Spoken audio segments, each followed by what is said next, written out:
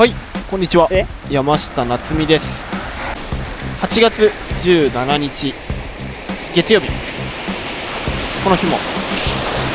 平塚海岸でスキムボード、サーフィン練習していきました。お盆休みも終わり、それと同時に波サイズもね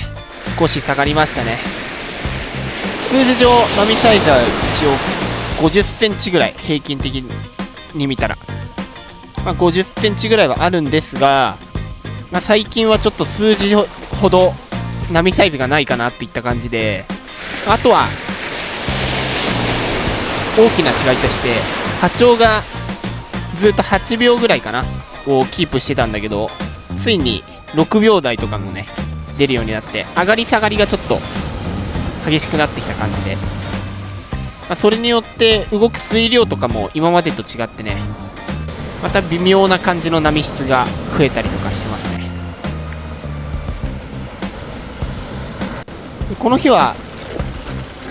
朝波チェックして、それが結構顕著に出てて、朝の波だと厳しかったなっていうのがあったので、一度戻って波待ちベストタイムを狙ってねやっていきました。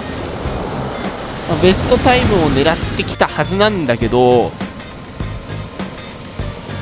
波は外しましたね。やはり波長とかが変わったのと、サイズが下がったのっていう2つの影響が特に大きいのかな。相変わらずこのライナー側は取れてたんですけど、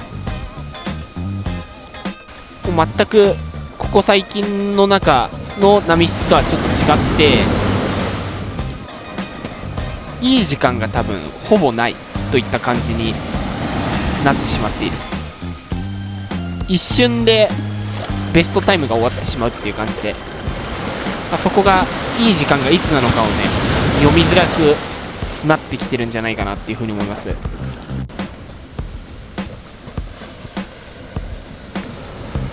こういうライナーとかもねパワーが少し弱いからどうしても取りづらい。これとかはしっかりワントリックコンプリートをしたけど、これはワンアクションかな。ちょっと甘かったね、ワンアクション。もう少しキレのあるワンアクション入れたかったかな。パワーももらいづらいから、なかなかキレのあるそういうワンアクションであったりとかトリックっていうのも選択肢としてかなり難しかったので、そこをどう合わせるかで、特にこういうスープから前に出る、スープに当てて前に出るっていうスタイルが結構メインだったんじゃないかなっていうふうに思います。先端で当ててしまうとこうやってパワーがなくなってしまったので、かなり難易度自体は高かったんじゃないかな。ここ最近の波サイズがあって難しいっていうパターンじゃなくて、波のサイズが小さい、パワーがない、その影響で難易度が高いっていう感じでしたね。かなり波質が少し変化してきてんじゃないかなって感じなので、今後もこの後どうなるかは分かりませんが、できる場所でしっかり練習をしていくことが重要になるかな。しっかりいい場所、いい時間をちょっと探したいですね。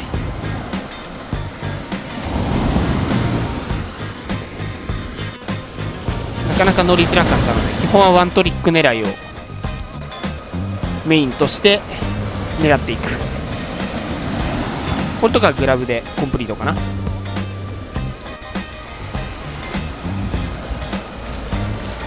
これはライナー、これうまいですね。ナイス、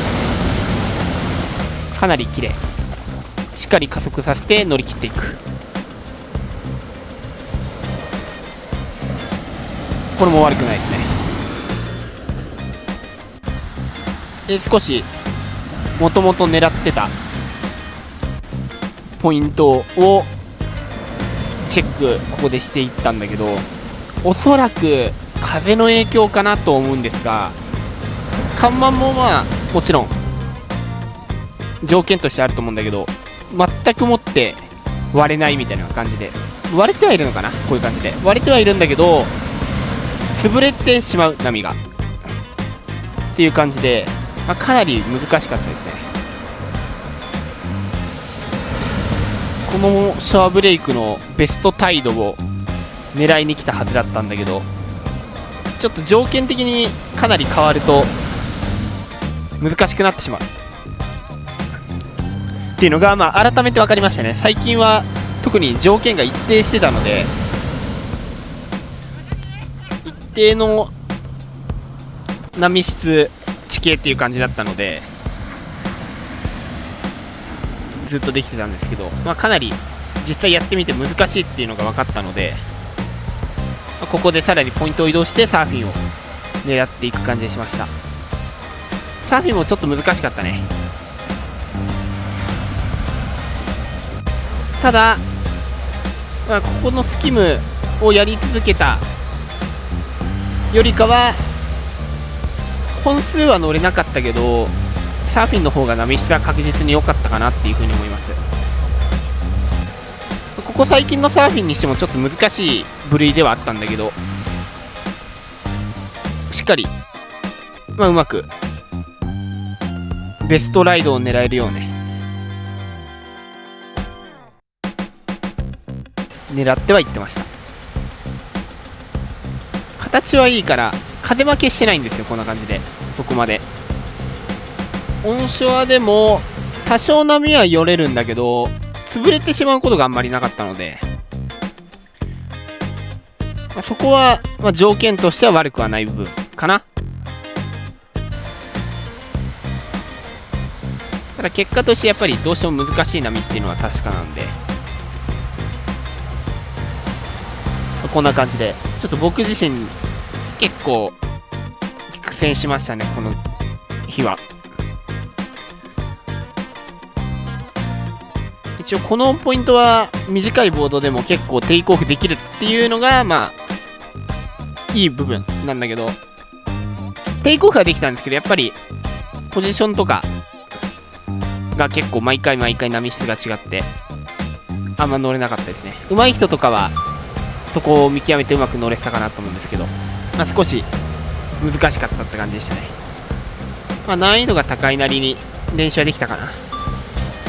ここ最近の中のいい時間を